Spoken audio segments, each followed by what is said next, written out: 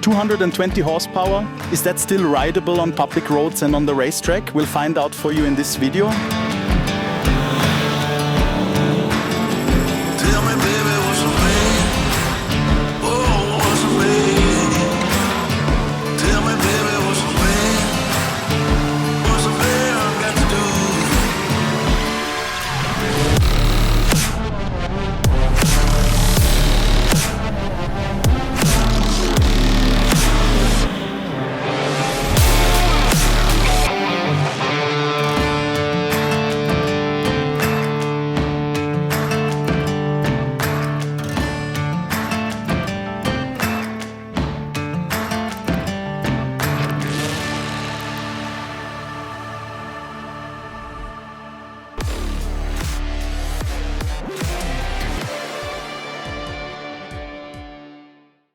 The new Aprilia RSV4 factory, a seriously hot machine, 220 horsepower, 22,000 euros in Germany, 30,000 euros in Austria. Is that a bike that still works on the road? Something you can actually ride?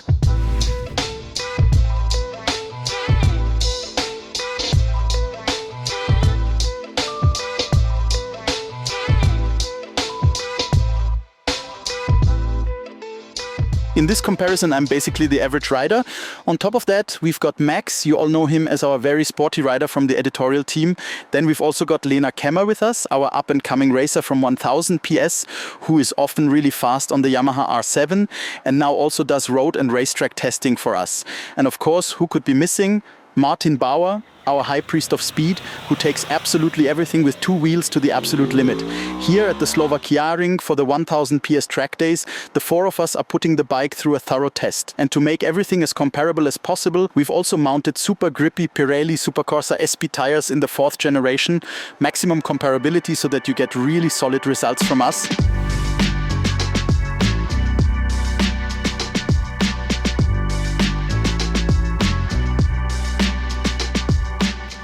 The heart of the Aprilia, the engine, also shows itself to be very powerful on the racetrack. It's not just that it pulls really well at the top end, but it also has strong torque already coming out of the mid-range. The engine smoothness is also very pleasant. We're getting hardly any vibrations. That makes it comfortable to use over a longer period, during longer stints, and it's no problem to rev it higher. And then the individual components, as we already know, of course, it's a V4 engine, are built relatively narrow, which also allows for a relatively slim overall design of the bike. And because of that, the entire motorcycle ends up being quite compact, and that really helps with the overall layout of the bike's structure. The controllability of the engine is also at a very high level. You can roll on the throttle really smoothly, and it's always there when you need it. Gear changes are crisp and precise. They go through really nicely. The gear ratios that have been chosen here are definitely geared more toward the racetrack. We've got slightly longer first and second gears, which can be used well on track, especially in those really slow corners. And that's always a plus on a racetrack. So this engine made a really good impression here. We've got the most powerful production superbike right in front of us here. The performance is insane. But the thing is, you actually do have a bit of a hard time putting that power to use. Not so much because it's brutal, but because it only really kicks in pretty far up in the rev range. So this thing doesn't really start to sprint forward until about 9,000 or 10,000 RPM. And then it's a real experience, a proper fireworks show that gets unleashed. But below that, not much is happening. So you really have to ride with precision, always be in the right gear. That won't bother professionals at all, of course. But I can imagine that beginners might have a bit of a hard time with this kind of engine character. The engine of the RSV4 is of course absolutely insane. It's the most powerful with 220 horsepower, and you can definitely feel that. I think the thrust this motorcycle has is gigantic. That's thanks in part to the V4 layout. There's already something going on at the bottom. In the mid-range, it really starts to punch, and at the top end, it just pulls and pulls. It's seriously intense. I really love it. I think it's a wickedly good engine. You've really got solid torque everywhere, as in every gear, across the whole rev range, which lets you pull out of corners really smoothly. The throttle response is super nice and direct. So the throttle control, all of that works perfectly. And especially on fast tracks like this one, where you're often on partial throttle and then accelerating out, it's just really, really nice to ride.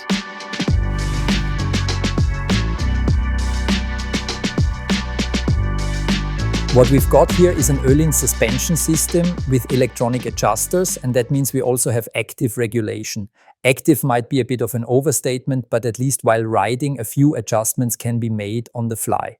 The onboard computer detects the current riding condition, whether you're braking or accelerating, and it can apply different damping settings accordingly. And I have to say, I rode a lot in the automated mode because that's probably the one most of you will be using too.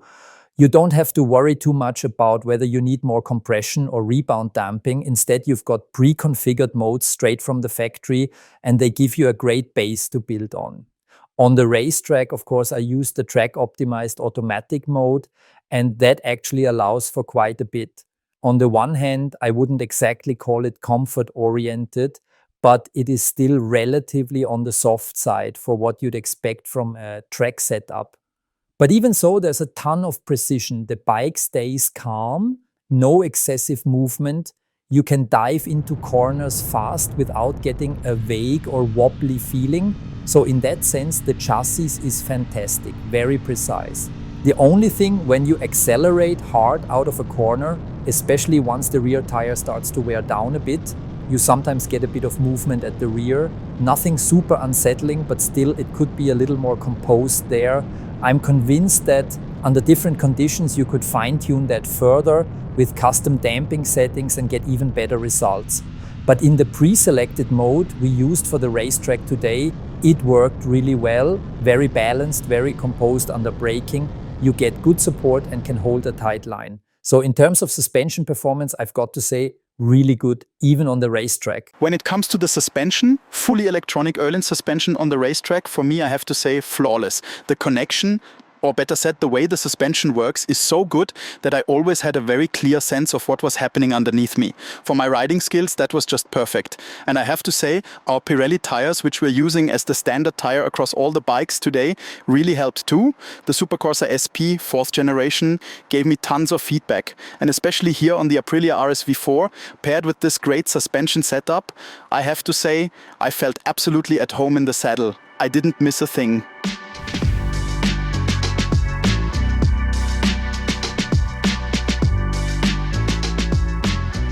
I'm 1.85 m with pretty normal proportions, and despite the sharp knee angle, I actually feel really good on the bike. Especially when I'm riding on the racetrack, I actually want to have a really aggressive position there, and for me this is exactly the right compromise. Very sporty, but not unnecessarily tiring. The handlebar, in terms of both width and height, is also perfectly placed for me. So ergonomically, on the racetrack, I get along really well with the RSV4. When it comes to ergonomics, I actually struggled a bit with this bike. For me, it feels relatively compact. And when I try to get into that hang-off position, there's this edge on the tank, I'll show you in this direction, and my long legs with my height of 1.90 m just don't fit underneath.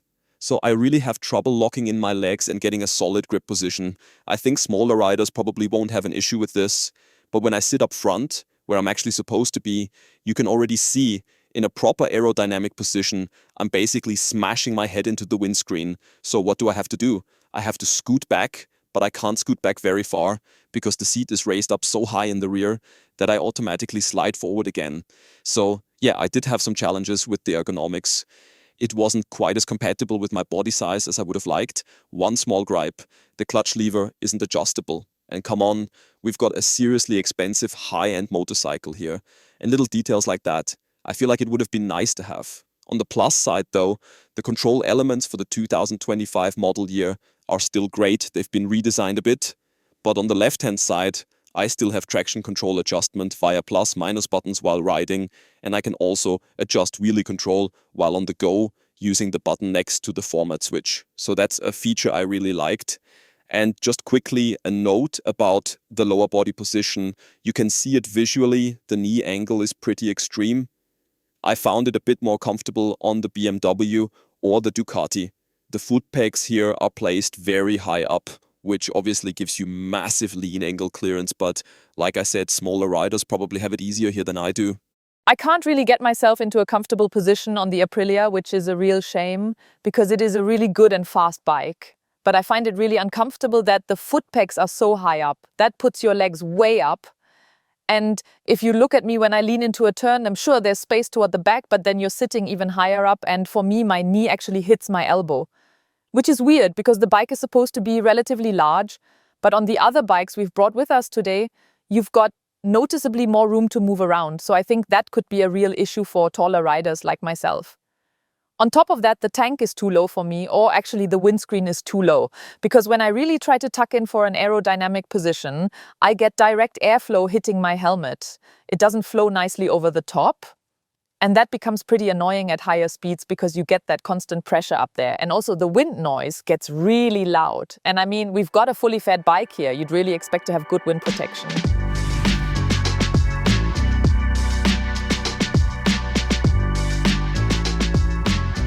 I had a hard time getting into a nice hang-off position here, really building up a good feel. But that said, the Aprilia is still a fascinating motorcycle because it's incredibly precise. Of all the bikes we tested here, this was the one where I found it easiest to pull the bike inward.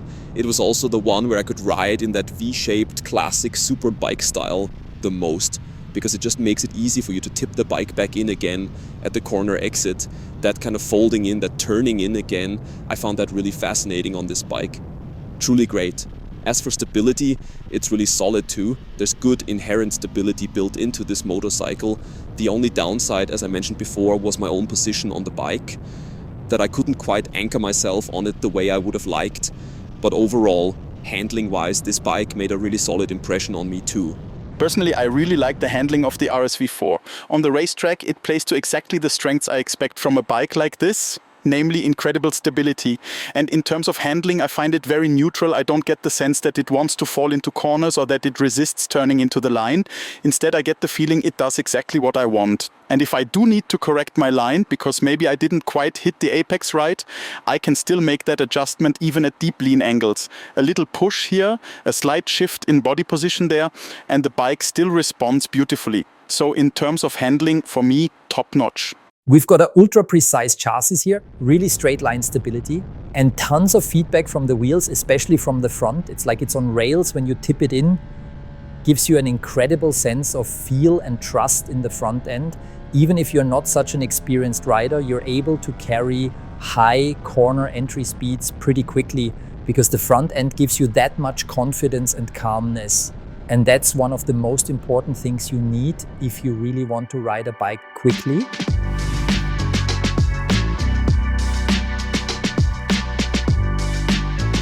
Really cool interface, loads of adjustment options built in. And once you pull up the riding modes, you realize they're divided into two separate settings areas. So we've got road and race modes, and each one of those can be individually configured in an incredibly detailed way. And of course, it's all in there. Engine map, engine braking, traction control, wheelie control, ABS, slide control, and of course the active suspension. It's unbelievable what they've packed in here. What I personally really liked was the plus-minus button you can operate on the left handlebar. That gives you direct access to traction control adjustments. So you've always got it at your fingertips in the exact setting you need. And using the selector switch, which is technically for cruise control, you can also adjust the wheelie control on the fly. And just from this massive range of customization options, I haven't even started talking about the suspension yet. We've got the electronic Öhlins suspension here. However, it's not the 3.0 version like the one in the Ducati, for example. This is still the older 2.0 version. But even with that, I can adjust and fine-tune an insane amount through the electronics. Most of the time we were riding in track active. You can see that on the far right. That's the sportiest factory pre-configuration, the most aggressive automatic mode Aprilia offers. And I have to say, with my personal riding ability, I really didn't feel like I was missing anything. It's super planted, super precise with that setup. Also, just a quick word on the quick shifter. I really liked it too. Crisp, precise shift feel. That's worth mentioning, so we've covered that as well. But yeah, it's a really complete, impressive and fascinating package overall.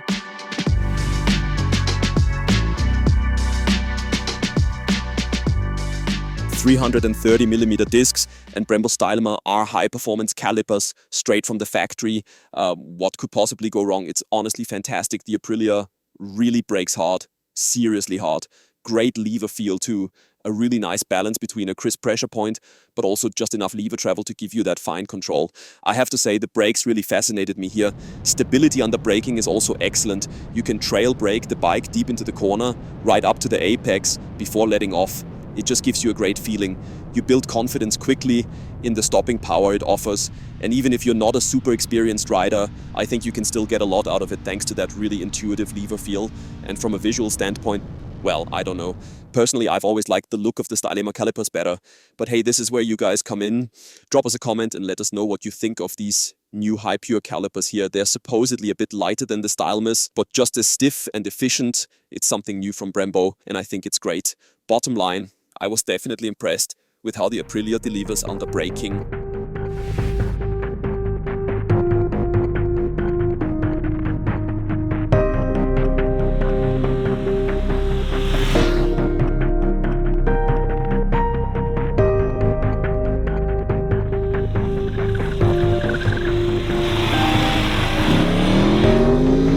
Let's also take a quick look at our gear. You might have noticed that our test crew was all wearing Nex helmets, specifically the XR3R model. That's the sportiest helmet in the Nex portfolio. It's made with a carbon shell, pleasantly lightweight, 1,350 grams in size medium. And what I personally really liked was the great aerodynamics. With that additional spoiler element on the back, color matched to the visor, it really looks the part too. Visually, it's a real eye-catcher. Very classy and high-quality finish. The ventilation also impressed us. Even on the racetrack, our heads stayed cool. You can adjust it easily using the openings on the forehead, top of the head and chin area. That all worked great. And what was also really nice was the snug, sporty fit. Especially for track riding, for sporty riding in general. It's truly a very exciting product. We really enjoyed it. You can just ride this bike into tight corners without it messing up your line because the setup is spot on. Also the final drive ratio, that works out really well too in the end. And if you want to blast out of corners like crazy, whether it's on a country road or a racetrack, you absolutely can. Because this thing has endless power. But I think that power is very controllable and accessible here. And especially for me as a sporty but average rider, it's actually very manageable. Of course, we've got full electronics on board, which really help, no question. Honestly, I didn't even turn everything off once. Why? Because I'm just not ready to throw nearly 30,000 euros or more into a ditch. I still have a bit too much respect for that. Now, I do think the bike, when it comes to the engine, is pretty easy to ride. And I also wouldn't call the handling overly demanding, but you still need to work your way into it. We didn't have loads of time to really test a million settings, turn things off, back on again, try different combos. And I think the main impression that stuck with me after riding the RSV4 was it's balanced, harmonious, and on the road, it's a really compact, capable machine. You can still sit on it, okay? More or less. There are definitely comfier bikes for someone like me, but with my height of 1.85 meters, I can still ride it in a way that I could get through a whole day. Sure, it does put a bit of strain on the wrists. Sure, your neck might feel it a bit, but it's manageable. I also think the knee angle is fine, and the general operation and usability of the Aprilia is good too. Could it be better? Yes. But what I thought was really cool is the fact that you can instantly adjust the traction control while riding using the 2 toggle buttons on the left switch cluster. So for example, if you're looking at pros like our Martin Bauer, who can really push the bike to its limits, or even if you just want to adjust things a bit yourself, it's super practical. And I think it's awesome how they've implemented that. What still surprises me is that no one else has really copied this simple but super useful solution. And of course, with the cruise control up top, you get the added bonus of being able to relax a bit on the highway, 6th gear, cruise control on, and you're good to go. You can even take both hands off the bars. Not that you should from a safety standpoint, but you could. And yeah, I have to say this bike really won me over. Quickly on the brakes and suspension, I should mention those. As far as the brakes go, I think our test bike might have had a bit of air in the top of the radial master cylinder, because when you press the lever the first time, it feels a bit soft, but if you give it a quick pump, it firms up. That's usually a sign there's some air in the system. So I think if you bled it quickly, it would probably be perfect. The braking performance itself is great. Deceleration is excellent, very linear and predictable. Even as an average rider, I can really control my braking into corners nicely with pressure on the lever. There's a solid initial bite too. It really suits the bike and the overall setup. So yeah, I really liked the braking. As for the suspension, I've got to say it surprised me in a good way. It worked perfectly for me. Once again, it strikes a great balance between everyday usability and race-ready performance, if that's what you want. It's all fully electronic, of course. You just have to play around with it a bit, and then you'll definitely find what you're looking for. So yeah, all in all, I wasn't at all disappointed by the RSV4 on the road. On the contrary, actually, I was really positively surprised by how neutral and composed it feels. I genuinely enjoy riding it, but I'll be honest, if it's purely for the road, I'd personally still go for the Tuono instead. One thing that's obviously super important on public roads is stability and the feedback you get from the bike. Out on the street, we're usually riding at speeds somewhere between 20 and 90 kilometers per hour, and that's a completely different world compared to the racetrack. But the Aprilia really stands out here because it offers very good stability while still managing to stay reasonably agile. Once you go above 100 kilometers per hour, you can feel that stability increases even more. You also notice the bike becomes a little more sluggish in response, which is completely normal at higher speeds, but it still remains fairly manageable in terms of handling. And that level of stability and front-end feel, which is crucial for the racetrack, also helps you a lot when riding on the road. With one exception, when it comes to really tight hairpins, I would personally prefer a bike that's super agile. Because here it's not about pushing the limit, it's about keeping the bike balanced, where sometimes you need to use a pretty large steering angle. That's where a more agile geometry would be a real help.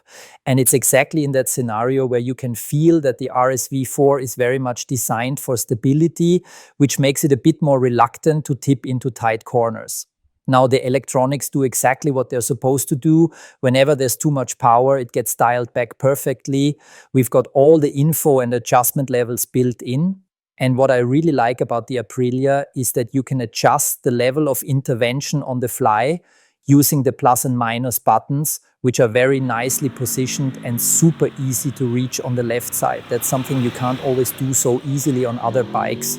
Aprilia has done a really great job here. The brakes work flawlessly, easy to modulate, don't overwhelm you, and you can even set them up in different race ABS modes. That means you can have, for example, rear wheel lift detection active, or you can turn it off completely. You can even disable rear ABS entirely. So depending on what kind of rider you are and what you want, you've got a lot of freedom here. You can really lean into the corner hard, and the bike handles that very well thanks to its strong stability. And that brings us to the end. We tested it thoroughly for you on the street and on the track. If you've got any questions about the bikes, drop them in the comments. And if you liked what we did, or even if you didn't, let us know. And please don't forget to subscribe to the channel so you don't miss out on any reviews or updates.